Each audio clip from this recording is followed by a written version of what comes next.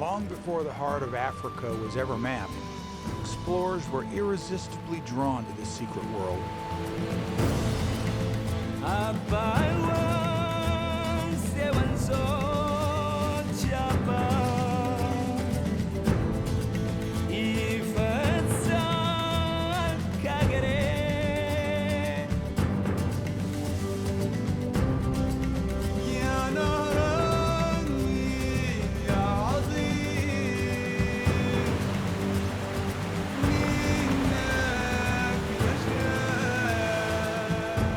Africa's greatest secret of all, for thousands of years, was the source of the world's longest river, the Nile.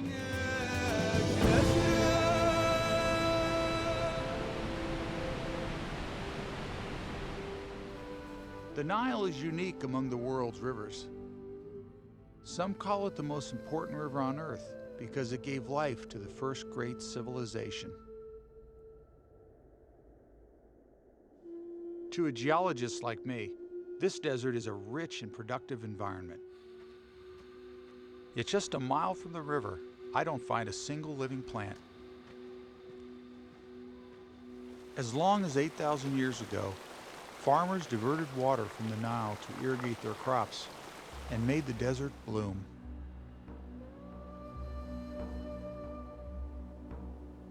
Without the Nile, there would have been no Great Pyramids, no advanced civilization with all its innovations in language, art, and astronomy.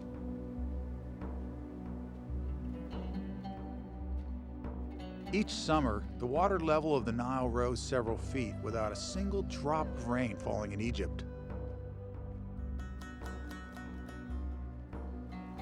The early Egyptians built structures to measure the rise of the river precisely. But a few times in history, the river mysteriously failed to rise for several summers in a row, causing famine throughout Egypt.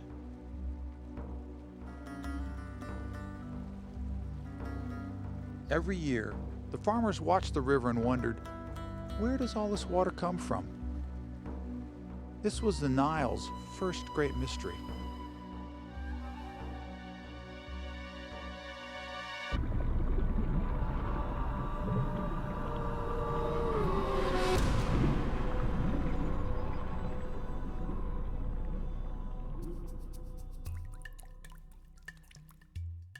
In 1858, a British explorer set out to solve the mystery of the Nile. He proclaimed Lake Victoria the one true source. There was one minor problem, though. He was wrong. Lake Victoria contributes only a fraction of the Nile's waters.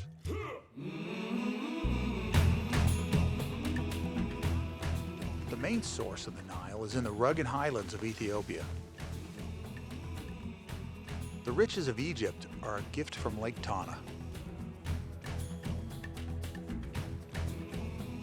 Over 80% of the Nile's water comes from Ethiopia's Blue Nile and its tributaries. My goal is to lead the first team down the entire length of the Blue Nile, from here in Ethiopia all the way to the Mediterranean. 3,000 miles.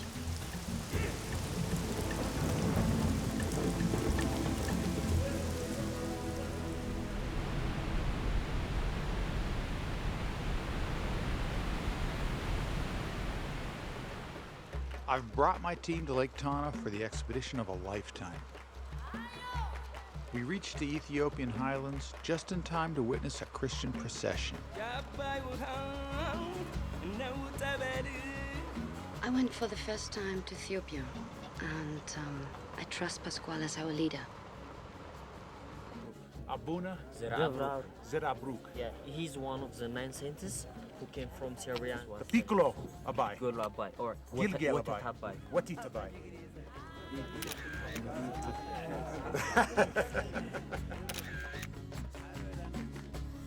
Pasquale has led expeditions to Mount Everest and run many of the world's most violent rivers. He knows very well what he's doing. We're here to attempt the first descent of Africa's mightiest river, the Blue Nile.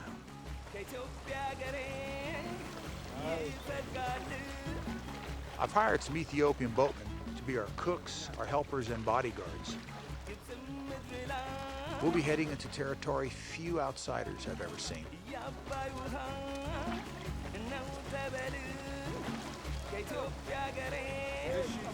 The upper part of the Blue Nile was first run and mapped in 1968, when a British Army expedition explored just this section. They had many serious injuries. One man died. They found that the Blue Nile was crawling with huge swarms of crocodiles. They had 70 experts. My team is mostly novices. All right, you're in the water again. Okay, again, in the boat. I'll really have to keep an eye on our Egyptian scientist, Dr. Mohammed Magahed. Mohammed, where's Mohammed? As a hydrologist, I spend my time indoors, in a laboratory. Good job. Pasquale is worried about me, and so am I. Gordon Brown, our safety kayaker, is the only one who'll be with me for the entire 4-month expedition. I'll come by. You grab these loops right back here, and pull yourself up on the boat. I'll take you back to the raft or take you to the shore. Right. Either way. 5 years ago, Gordon was diagnosed with a brain tumor. It would have killed most of us. But he fought it off with a year of radiation and chemotherapy. He's really a survivor.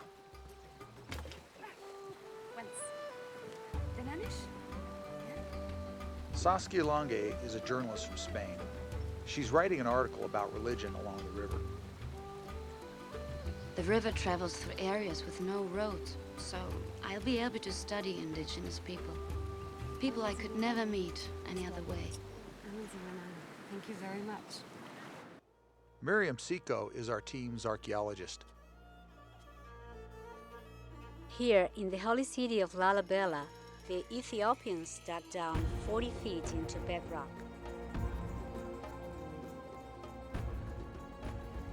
This church was chiseled out of one giant block of stone. It's one of 11 carved churches linked by tunnels. For 16 centuries, the Christians here remained very closely allied to the church in Egypt, 3,000 miles away. I wonder how the Nile kept that connection alive.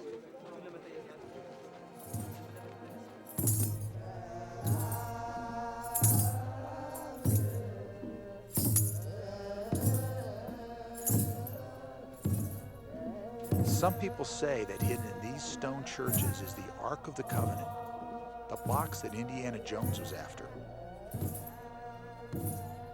The Ark contains the tablet engraved with the 10 Commandments, the actual tablet given to Moses.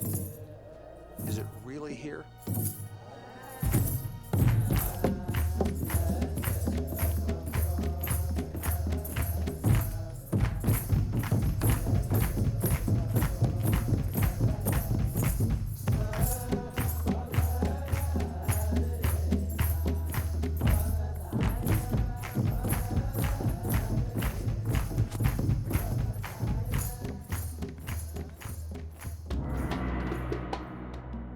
Lalibela is the 8th wonder of the world, or if it's not, it should be.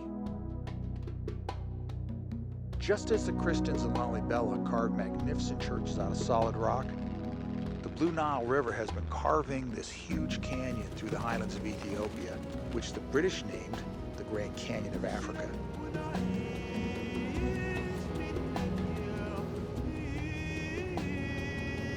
The Scout helps, but it's deceptive. From the air, it's really easy to forget that it's the most dangerous river in Africa.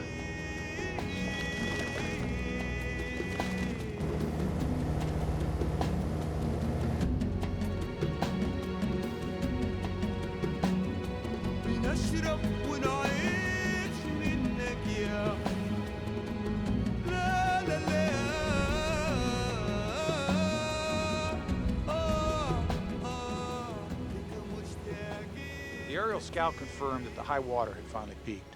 It was time to start the expedition. Gordon and I plan on being on the river for probably more than 4 months. This is Bahadar, and again, this is Lake Tana. This is where we'll be putting in. Here I was, leading the greenest bunch of river rookies that ever climbed into a raft. Keeping everyone on this expedition alive is my greatest responsibility. And then finally to Sissisat Falls. We will then go through this canyon, which has a lot of class 5 and 6 whitewater. Before we departed, Muhammad had a promise to keep. My grandfather is a farmer in Egypt. He gets 100% of his water from the Nile. I promised him when I go to the river source, I would bring him a vial of holy water. The Ethiopians treasure the Nile, just as we do in Egypt.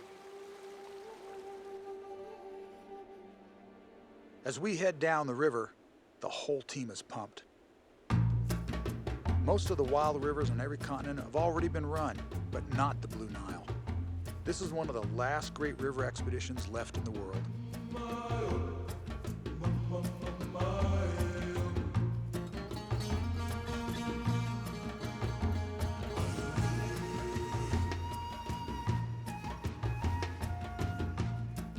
No one has ever succeeded in running this entire river from source to sea.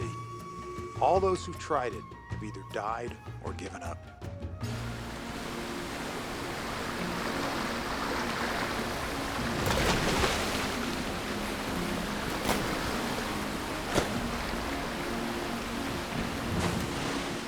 As a geologist, these lava flows have a certain fascination for me.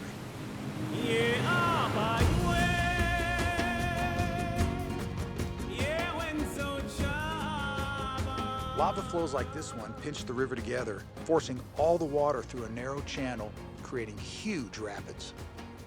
But the volcanic rocks are as sharp as knives, and our rafts are made of fabric.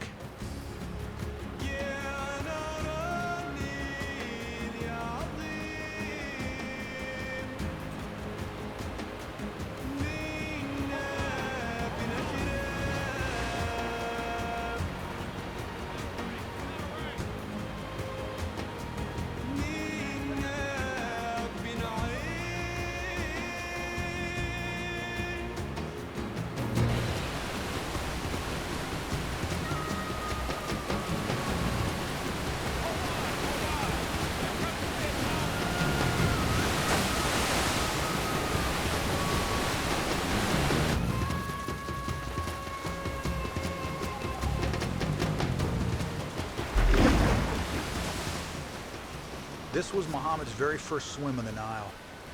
I kept a close eye on him. There's a fine line between an exciting rapid and a deadly one. The rafts are really heavy, so when the river gets too deadly to run, we send one raft through empty, and then we portage the rest of the gear.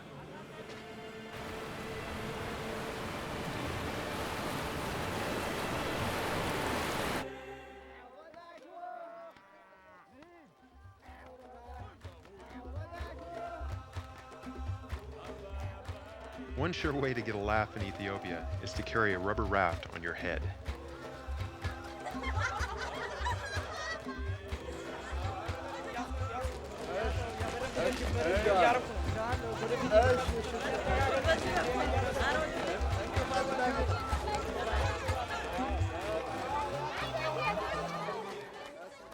The Ethiopian highlands were once carpeted in thick forest, but just in the past 30 years, the Amhara tribe have cut down 90% of the trees to make charcoal for cooking fuel. This has changed the entire watershed. The Blue Nile carries lots of volcanic minerals that used to nourish my grandfather's fields in Egypt. I test for the salinity because the rising salt content of the Nile is destroying our farmland.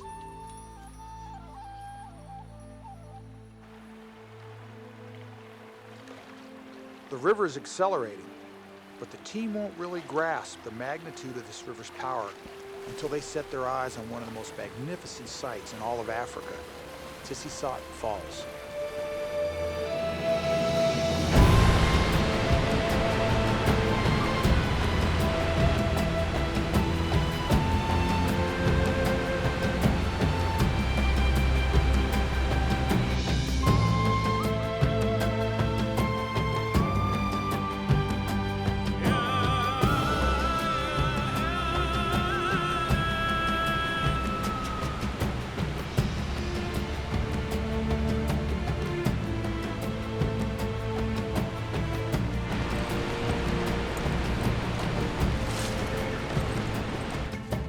Gordon's a bit of a cowboy.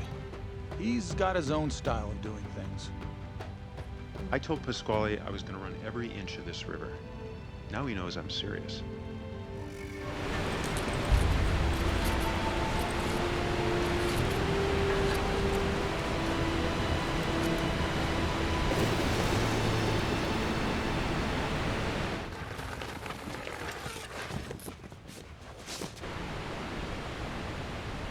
Now it's time to see how Mohammed holds up under pressure. He's never been on a rope before. Don't worry, okay? Good.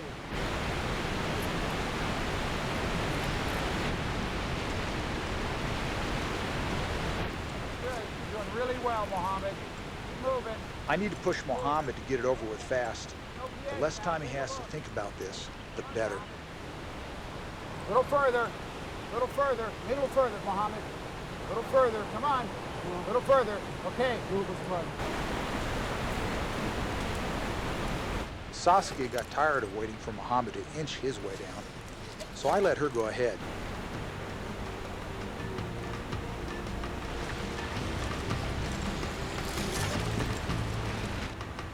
This isn't really fair. When I signed up for this trip, Pasquale asked me if I could swim. He never asked me if I could fly. Mohammed didn't score a lot of style points, but he showed me some courage. I think our city boy is starting to toughen up.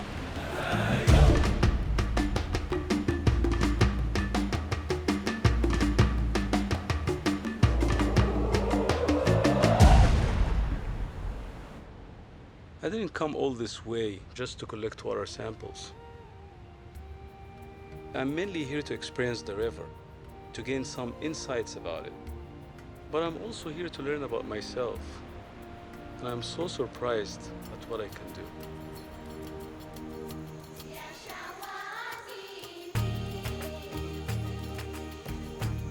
These people, the Amhara, hike a long way down to the river to tend their crops. But otherwise, they shun the river as a dangerous place. They're kept away by bandits and malaria.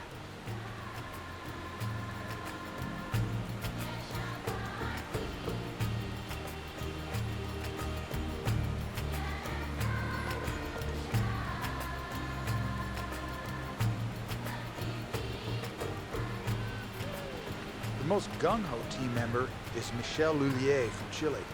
He's the team photographer.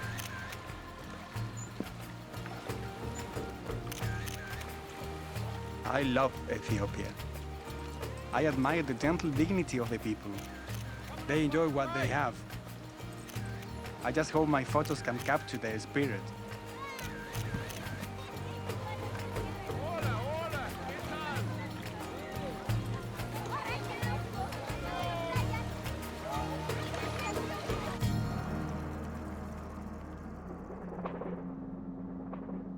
No wonder Christianity survived here. The mountains kept invaders out. This is not exactly a gentle land. I admire efficient predators, except when they're contemplating having me for lunch. The most dangerous croc in the world is the Nile crocodile. They swim 12 miles an hour and eat more people in Africa than all other animals combined. So we were floating down the river, and up on the beach was this huge crocodile, maybe 14 feet, and he slid off the beach and was really aggressive and made a beeline straight for Gordon.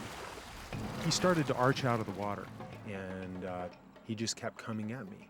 So I raised my paddle and I smacked him on the head. He dove under my boat. He hit my boat as he went down. For a second, I thought I was going to tip over. And as the crocodile opened that big mouth, I just was afraid that the crocodile was going to grab hold of his arm and take Gordon and twist him under. If that would have happened to Gordon, he'd have been dead. And there was no way Gordon was going to go ahead and right himself again before the other crocodiles got to him. At night, when we camp by the river, we keep an eye on the crocodiles before we go to sleep. I never had to do this in Cairo. Take all the water you could hold in your hands and let it go. Just let it go. Those aren't rocks, Saskia, those are hippos. Take all the answers that you think you understand and let it go. Just let it go. Pasquale warned us that one rogue hippo can easily capsize a raft. But that didn't keep us from getting a closer look. That was the most beautiful thing, to see for the first time hippos. There were 8 around the boat with their ears like that. Don't ever worry what you're heading for. The river always knows the way. We'll be forever drifting in between tomorrow and yesterday.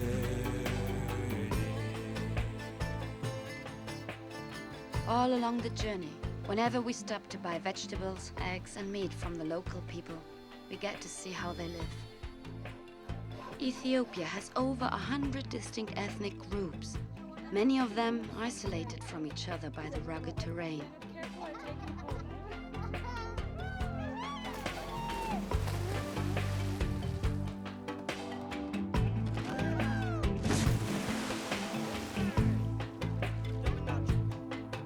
And let it go, just let it go.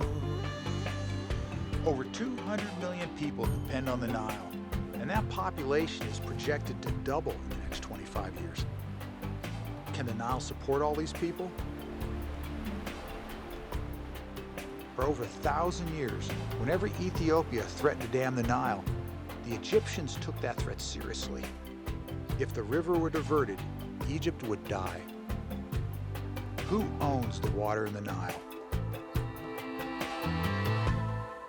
I went off to explore a little side channel, and next thing I know, I was getting shot at. I ducked behind some rocks, trying to get any cover I could. Probably 5 shots came across the river. I thought, oh, this could be it.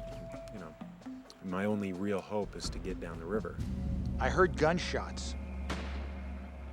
In these remote canyons, local bandits called Shifta have robbed and killed at least 4 people on previous expeditions. Gordon had been gone for over an hour, and I couldn't see any sign of him. I knew I couldn't stay there for very long. I had to paddle out and go downstream. I knew if I stopped, I'd be an easy target. That night, I had a long argument with Gordon. I can't let him go off on his own like that because we're approaching the longest stretch of whitewater I've ever attempted in my life. Flipping a raft in huge whitewater can be fatal. People can drown in a hurry if they hit their head on a rock or get snagged underwater. On earlier expeditions, at least 6 people have died in this one section alone.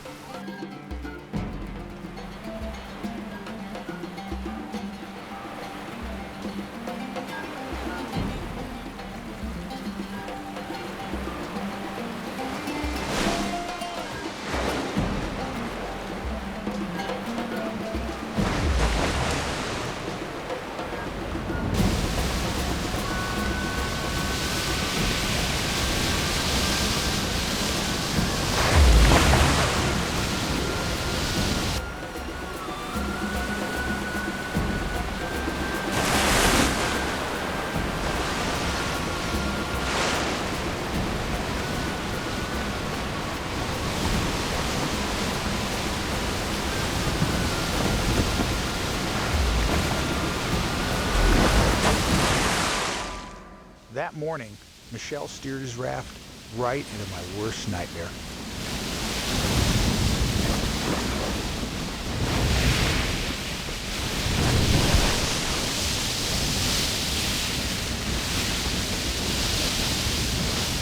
I did a perfect flip. Everybody, the 3 of us, went into the water.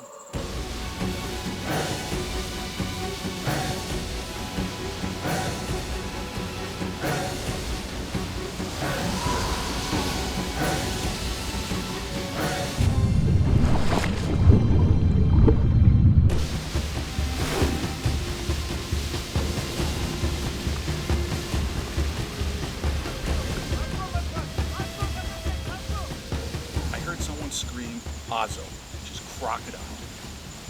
And I'm thinking, oh my God, there's a crocodile in the river.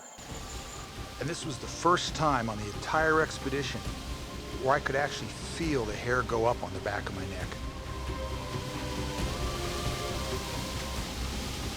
We knew there could be crocodiles around it. Usually they wait in the rapids so they can catch the fish which go through the rapids. And we were big fishes. Everyone in Michelle's boat is lucky to be alive. We'll be able to come down and go through here, but I think it's safe. Yeah, I don't know. The run out isn't too bad. So.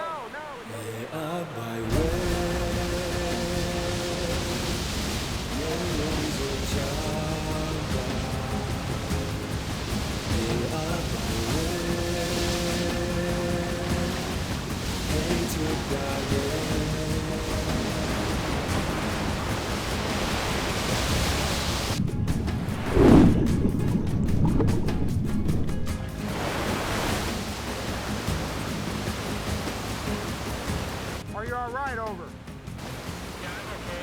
Watch out left and right. It's a tough run. Roger, you think we can run right down the middle over?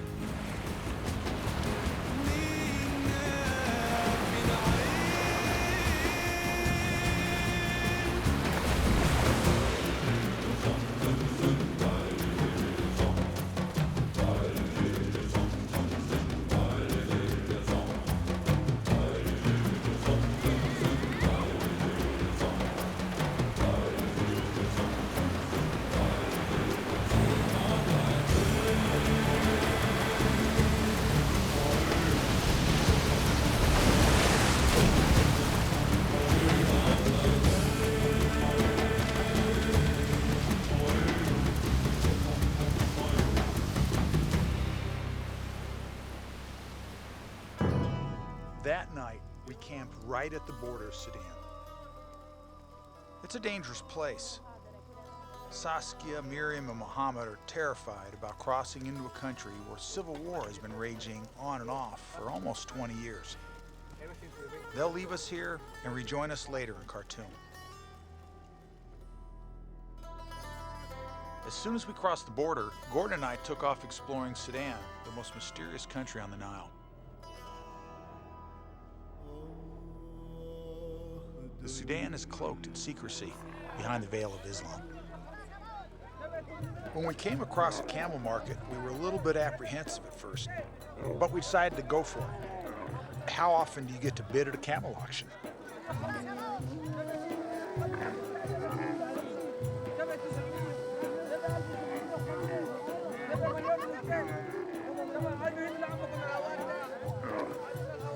It turned out to be a great day. And I was sure glad when Gordon was outbid on that camel. Even mad dogs and Englishmen don't come out in this type of heat. 115 degrees in the shade was normal.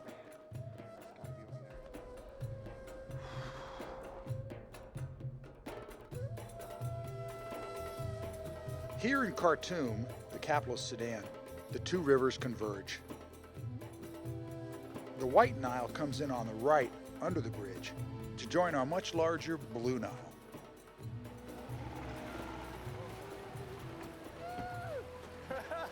It was great to have the team back together again. War and violence are widespread in the Sudan, and yet we never once ran across a single militant extremist. Here we were surrounded on all sides by happy, good-hearted Muslim people giving us the warmest of welcomes. And they were amazed at how far we'd traveled down the Nile. Pasquale, how did you say hello? We're heading for the ancient city of Meroe, one of the Nile's best-kept secrets.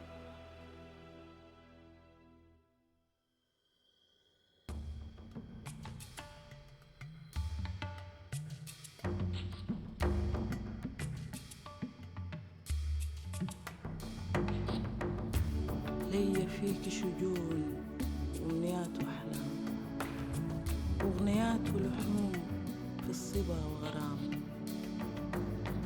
أهلي فيك يا نيل مخلصين وكرام للحزين ماسحين دمعة الآلام.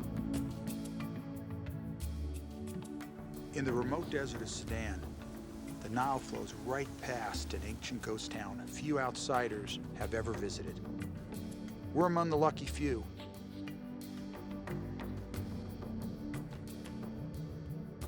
The Nubians ruled this region of the Nile for over 1,000 years.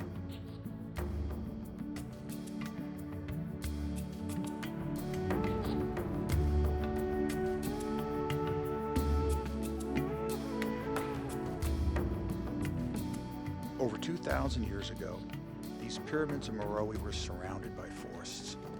When the Nubians cut all the trees down, they allowed the sands to blow in and hastened their own downfall.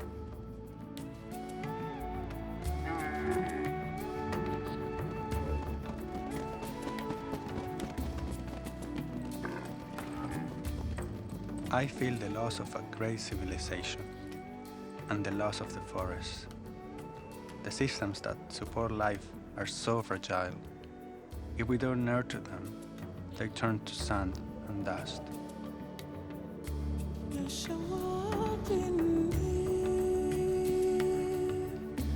جنة العشاق قلبي فيه حنين لرباك مشتاق يا شواطئ النيل جنة العشاق قلبي فيه حنين لرباك مشتاق.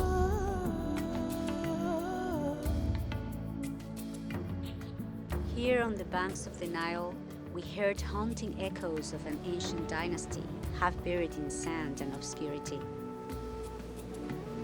Why, when the Egyptian pharaohs are so revered, do the Nubians still languish in the shadows of history? It's the greatest mystery we've encountered along the Nile. Sudan proved to be full of surprises. The friendliness of the people and the haunting beauty of this lost kingdom, the Kingdom of Kush.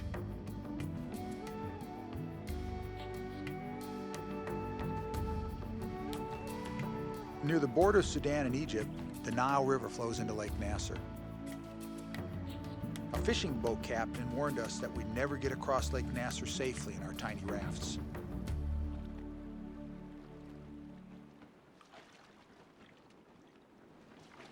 To make up for lost time, I decided that Gordon and I should keep crossing Lake Nasser by night on our own.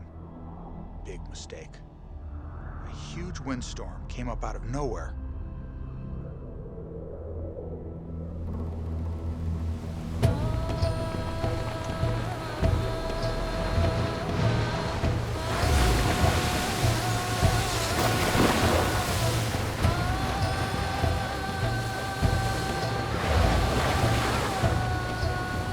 The wind was gusting up to 60 miles an hour, and the cold spray was freezing us to the bone. We were 10 miles from shore.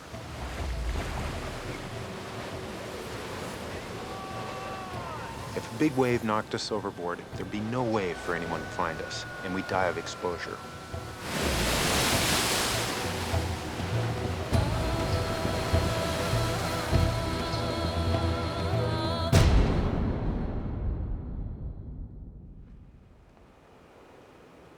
Pasquale was in bad shape. I was afraid he wouldn't make it. We're all very tired.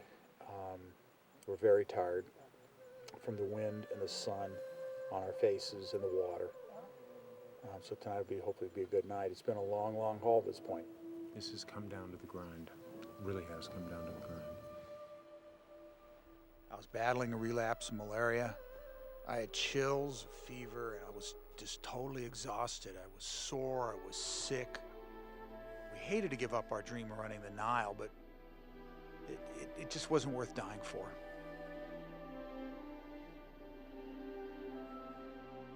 But the next day, I was revived by a pharaoh's dream and a remarkable survival story. When the Nile Valley was flooded, ancient monuments disappeared beneath Lake Nasser, but this one survived. In 1260 BC, the Egyptian pharaoh Ramses the Great had this temple built along the banks of the Nile. As an Egyptologist, Miriam lives and breathes this stuff.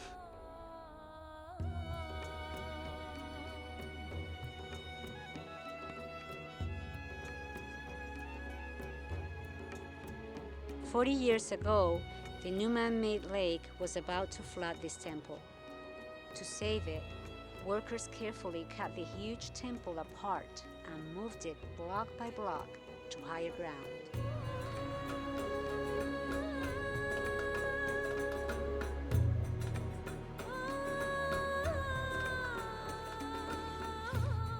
Moving this temple was a heroic effort. If they can pull that off, Gordon and I could finish what we set out to do. The ancient Egyptians studied the stars and used that knowledge to create the first accurate calendar with 365 days a year. The temple was perfectly lined up with the sun. On a prescribed day, the sunrise reaches deep into the temple to light up the royal statues. Exactly how they were able to achieve this was a mystery to me.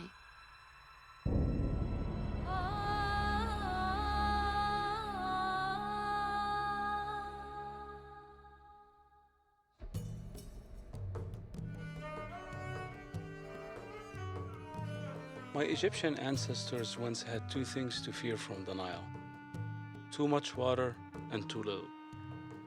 But no longer. The Aswan High Dam has put an end to the catastrophic floods that once killed thousands of people.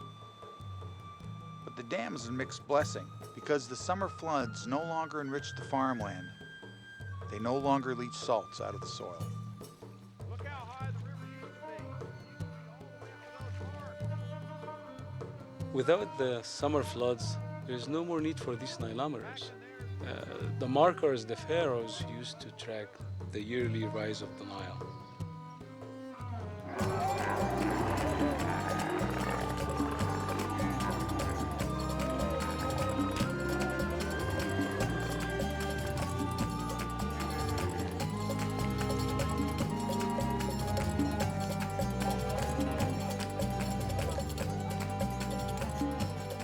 We took a ride to an abandoned Christian monastery, just a few miles from the river, where Miriam found an unexpected link between religion and the Nile.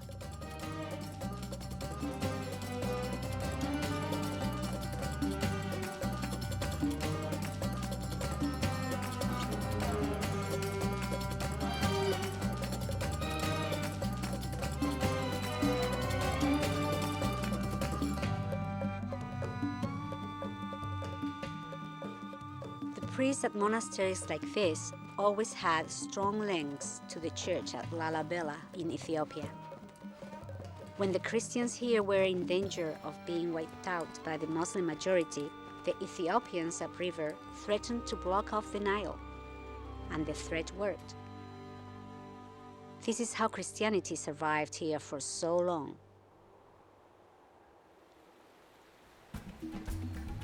Miriam told us how the pharaohs felt blessed by nature and God. The Nile was the perfect trade route. The trade winds carried the sailboats upriver, and then the river's flow brought them back down again. This turned the Nile into a river of gold.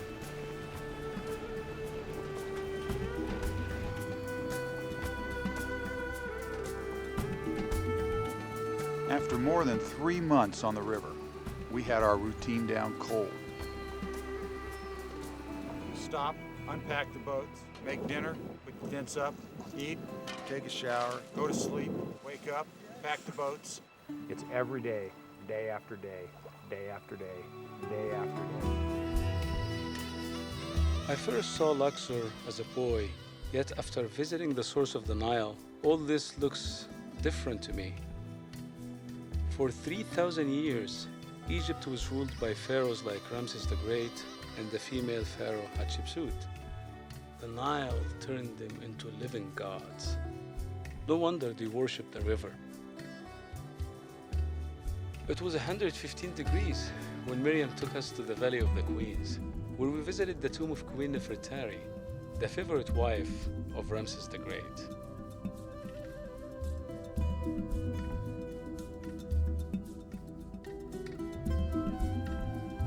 At the tomb of the pharaoh Tutmosis III, I told my friends how the Nile was revered as a passageway into both life and death.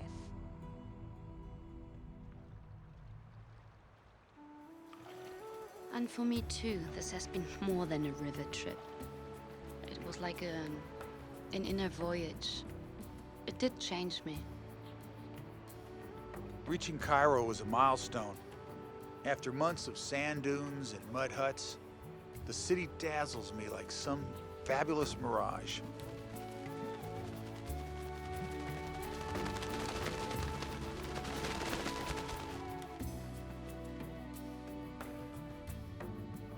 With the Nile as their power base, the pharaohs ruled for 3,000 years. Their dynasties are long gone, but the river's spiritual power remains.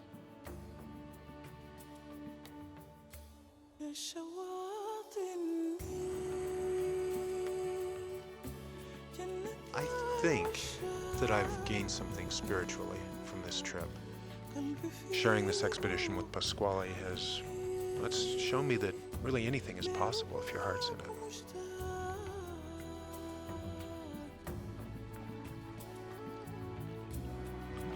After 4 long, grueling months and 3,000 miles, we finally made it to the Mediterranean. I can't believe it. We're the first people in history to go all the way from source to sea on the Blue Nile.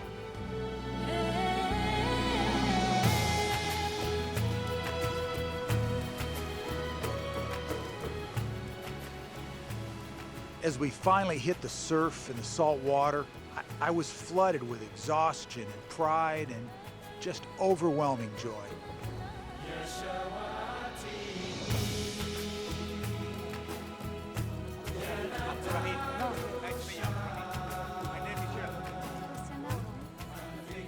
The river connects people.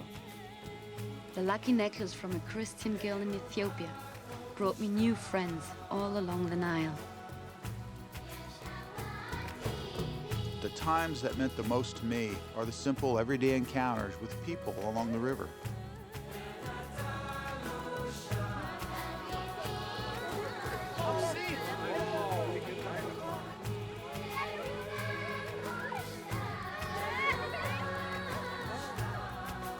You know, Gordon and I had some real rough spots along the way, but he came through when the chips were down and I needed him. He saved my life more than once.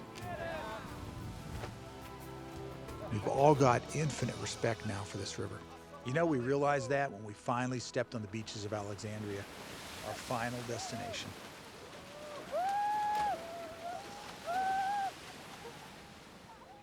I was so proud of taking part in this expedition. I went right away to visit my grandfather. As a farmer, he treasured the vial of holy water I brought him from the source. A Muslim girl in Alexandria admired my necklace. What luck. People of many cultures share the river. A lot of them in conflict, but most of them in harmony. Our friends in Ethiopia, Sudan, and Egypt follow different religions, yet they all draw spiritual sustenance from the river.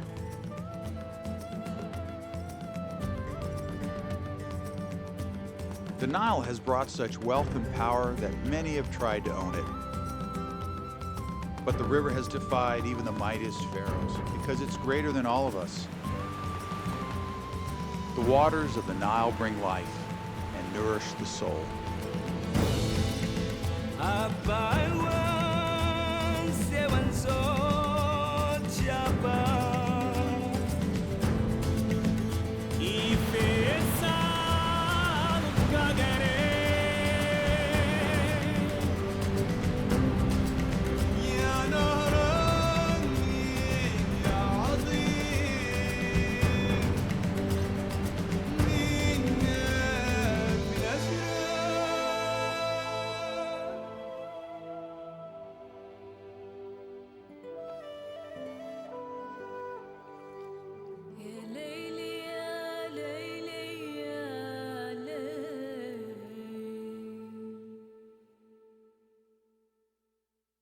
Yeah, by word